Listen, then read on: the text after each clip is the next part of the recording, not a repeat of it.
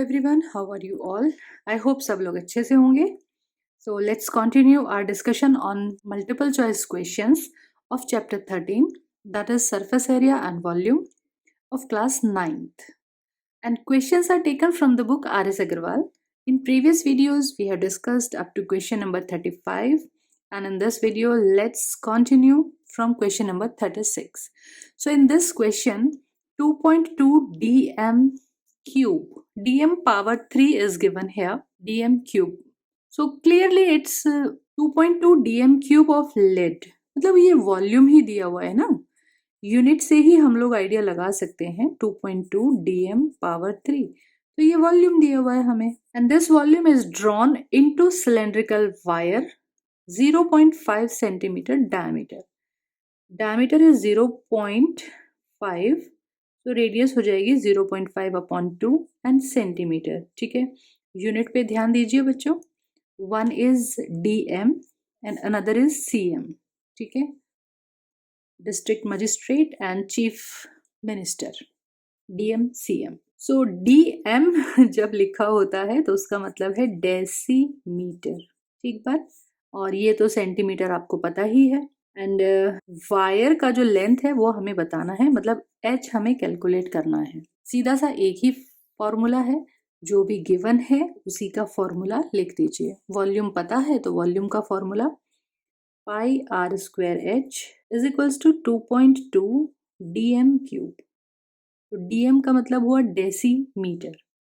ठीक है, सो डीएम अच्छा लग रहा है, अच्छा या नहीं अच्छा तो हम नहीं चूज कर सकते, बट आंसर ऑप्शन देखिए सब आंसर मीटर में है. तो फाइनली हमें जो हाइट कैलकुलेट करना है वो भी मीटर में ही कैलकुलेट करना है. तो इट डिपेंड्स ऑन यू, आप दोनों को डेसीमीटर में करना चाह रहे हो, दोनों को सेंटीमीटर में करना चाह रहे हो, या फिर दोनों को मीटर में कन्वर्ट करना चाह रहे हो.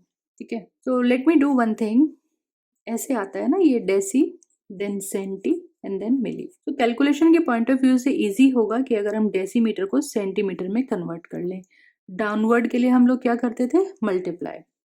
इन previous videos I have explained it, this whole concept, how to convert these units. तो 22/7 रेडियस सेंटीमीटर में ही रहने देते हैं. डेसिमल हटाइए, 0 लगाइए, 5 4 20, 1/4, 1/4 सेंटीमीटर. एच हमें निकालना है एंड 2.2 डीएम क्यूब है ये. 3 डायमेंशंस हो गई. So 3 times we will multiply it by 10, तो ये हो जाएगा सेंटीमीटर क्यूब. ठीक है, अब ये पूरा क्वेश्चन हमारा सेंटीमीटर में कन्वर्ट हो गया. चलिए कैलकुलेट करके एच का वैल्यू देखते हैं क्या आ रहा है. रिमूव दिस डेसिमल ऑल्सो, यहाँ 10 आ जाता है, ये 10 से 10 कट हो गया, ये 22 से 22 भी कट हो जाएगा. एच हमारे पास हो जाता है 744, 7 4 28, एक 4 और बचता है, 10 10 100.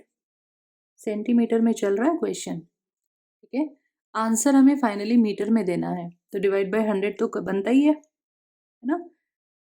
सो 4 8 32, 3 112, और 2 0 जब हम डिवाइड करेंगे 100 से तो कट जाएंगी, 112 मीटर. बी ऑप्शन सही नजर आ रहा है. क्वेश्चन 37 नॉलेज टेस्ट कर रहे हैं.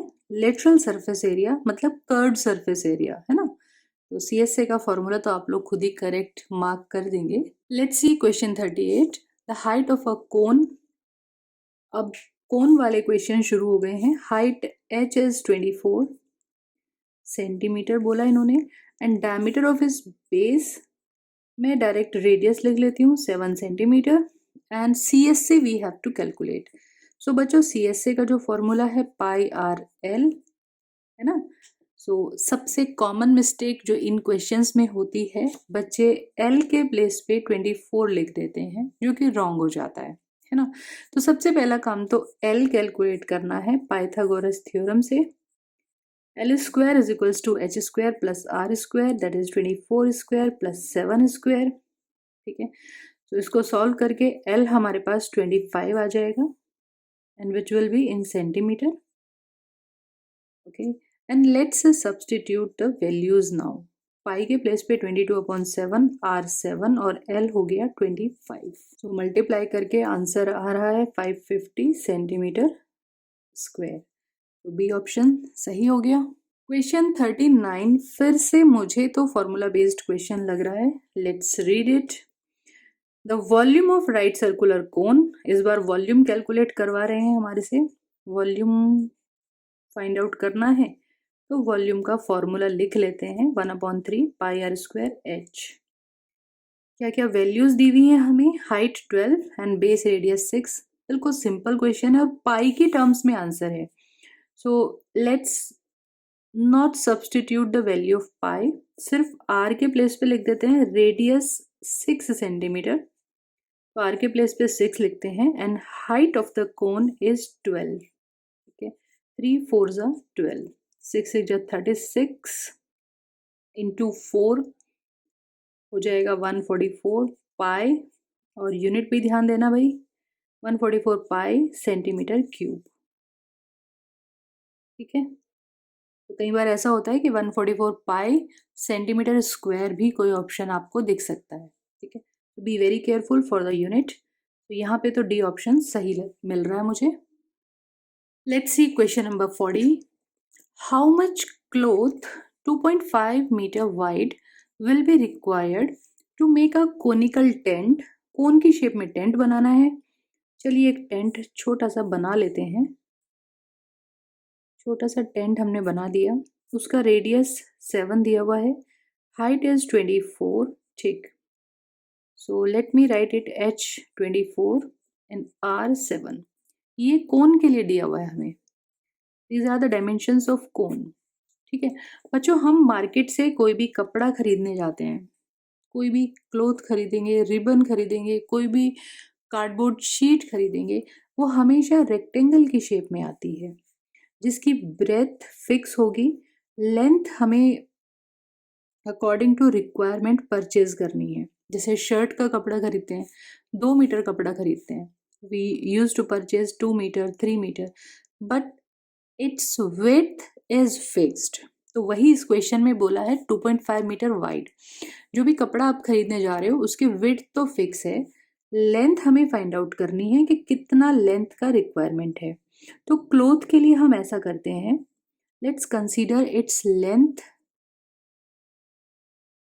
एज कैपिटल एल, है ना, और मीटर में है क्वेश्चन तो मीटर में ही मान लेते हैं। कपड़े की लेंथ कैपिटल एल मान लेते हैं और इस कपड़े को कटिंग करके फोल्ड करके कोन की शेप में कन्वर्ट कर दिया गया है। ठीक है, सो ये जो मटेरियल, ये जो सरफेस है, ये जो कपड़ा है हमारे पास, now it is converted in the shape of cone. सिर्फ ये सरफेस पे यूज होगा, है ना, शेप कपड़े की कटिंग स्टिचिंग करके अब ये जो कपड़ा है ये यहाँ पे सरफेस पे यूज हो रहा है। ठीक है, तो इन दिस सिचुएशन क्या होगा, टेंट बनाएंगे तो सिर्फ कर्व्ड सरफेस पे यूज होगा, है ना। So area of cloth which is in the shape of rectangle, है ना, जो कि रेक्टेंगल की शेप में है, तो उसका एरिया L इंटू बी होना चाहिए, is equals to curved surface area of cone. Cone के कर्व्ड सरफेस पे, क्योंकि जमीन पे तो नहीं बिछाएंगे, है ना, जमीन पे तो नहीं लगाएंगे, टेंट बनाने के लिए सिर्फ यहीं पे तो यूज होगा कोनिकल शेप में। So that curved surface area pi R L. ठीक है, ये जो L है ये कपड़े का लेंथ है ना, और यहाँ पे ये जो L है ये स्लेंट हाइट है, कोन का स्लेंट हाइट, R7 H24। तो पाइथागोरस थ्योरम से L जो है वो 25 कैलकुलेट हो जाएगा। अभी पिछले क्वेश्चंस में हमने इसी वीडियो में कैलकुलेट किया था, L 25 आ जाएगा। ठीक है, तो यहाँ पे ये L तो हमें फाइंड करना है, B 2.5 है, पाई का value 22/7, R7 and L is 25। ये 7 से 7 कट हो जाता है, डेसिमल हटाइए, 0 लगाइए। ओके, 25 से 25 पूरा पूरा कट हो रहा है। So by this we are getting L is equals to 220 metre. मतलब हमें जो मार्केट से कपड़ा खरीदना पड़ेगा टेंट बनाने के लिए 220 मीटर क्लोथ, है ना बच्चों। जैसे हम कर्टेन वगैरह भी घर में जैसे लगते हैं, तो कर्टेन्स कि ब्रेथ सेम होती है, all the curtains have same breadth, but length हम लोग बताते हैं कि हमें 10 मीटर, 20 मीटर, 50 मीटर कितना क्लोथ चाहिए, ठीक है। तो उस तरीके की ही क्वेश्चन है ये, उस तरीके का ही क्वेश्चन है, ठीक है बच्चों। सो L220 मतलब सी ऑप्शन सही मिल जाता है यहाँ पे, ठीक है। आई होप ये एक्सप्लेनेशन आपको क्लियर हुई होगी। आगे के क्वेश्चंस के लिए देखिए हमारी नेक्स्ट वीडियो, और वीडियो अच्छी लगी हो तो लाइक, शेयर, सब्सक्राइब करना ना भूलें। Please do subscribe. तब तक के लिए take care, enjoy life, enjoy maths as it's easy.